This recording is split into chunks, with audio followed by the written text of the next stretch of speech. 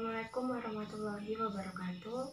Nama saya Eka Widyartiningsih, NPM 1711070009, kelas A semester 6, dari Fakultas Tarbiyah dan Keguruan UIN Raden Intan Lampung, jurusan Piawut, mata kuliah Metode Pengembangan Moral dan Spiritual AUD, dosen pengampu Ibu Gustiana MPD.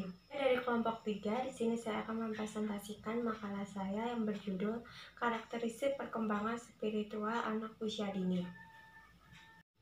Yang pertama yaitu pengertian perkembangan spiritual. Menurut Mizan, mengartikan bahwa kecerdasan spiritual adalah kecerdasan yang dimiliki oleh setiap individu dalam kaitannya dengan nilai dan perilaku. Seseorang dibekali dengan kecerdasan spiritual diharapkan dapat mengambil perilaku juga mengambil nilainya. Apakah perilaku tersebut sesuai dengan nilai yang berlaku atau melanggarnya?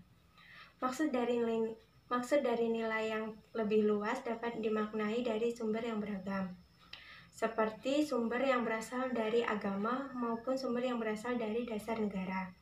Namun secara umum, kedua nilai tersebut merupakan hal yang sangat beriringan atau saling menguatkan. Spiritual, setiap individu dipengaruhi oleh budaya, perkembangan, pengalaman hidup, dan kepercayaan serta ide-ide kehidupan. Jadi, spiritual merupakan kepercayaan peserta didik terhadap sesuatu keyakinan yang didasarkan pada adat istiadat maupun ketuhanan. Perkembangan spiritual sangat bergantung pada lingkungan keluarga, karena pada lingkungan keluarga itulah anak mulai mengalami proses belajar yang pertama. Yang selanjutnya yaitu karakteristik spiritual. Menurut James, menjelaskan tentang karakter anak yang memiliki kecerdasan spiritual adalah sebagai berikut. Yang pertama itu bahwa dunia yang terlihat ini merupakan ciptaan Allah Subhanahu wa Ta'ala. Yang kedua, adanya semangat baru yang selalu bertambah dan muncul seperti hadiah dari kehidupannya.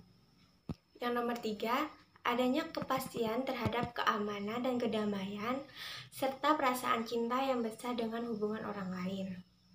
Adapun karakteristik kesadaran beragama anak usia dini menurut Makmun antara lain yang pertama itu sikap keagamaan reseptif.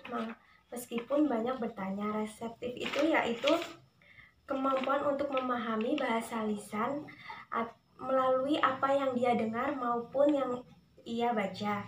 Yang kedua, pandangan ketuhanan yang dipersonifikasikan.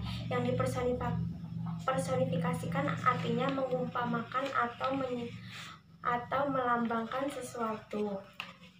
Yang ketiga, penghayatan secara rohaniah masih belum dalam.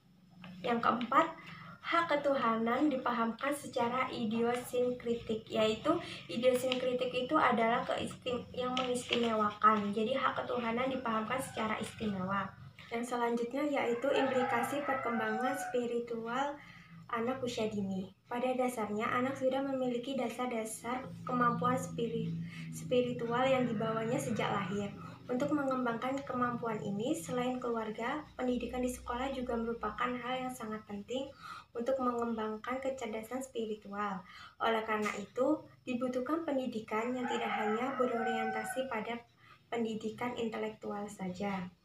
Perkembangan spiritual membawa banyak implikasi terhadap pendidikan dan diharapkan terciptanya manusia yang benar-benar utuh. Untuk itu, lembaga pendidikan agama nampaknya harus tetap dipertahankan sebagai bagian penting dari program pendidikan di sekolah.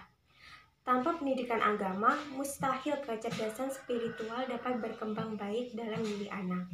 Baik, itu saja materi yang dapat saya sampaikan. Apabila ada keliruan dan kesalahan, saya Eka Widyartiningsih mohon maaf, saya akhiri. Wassalamualaikum warahmatullahi wabarakatuh.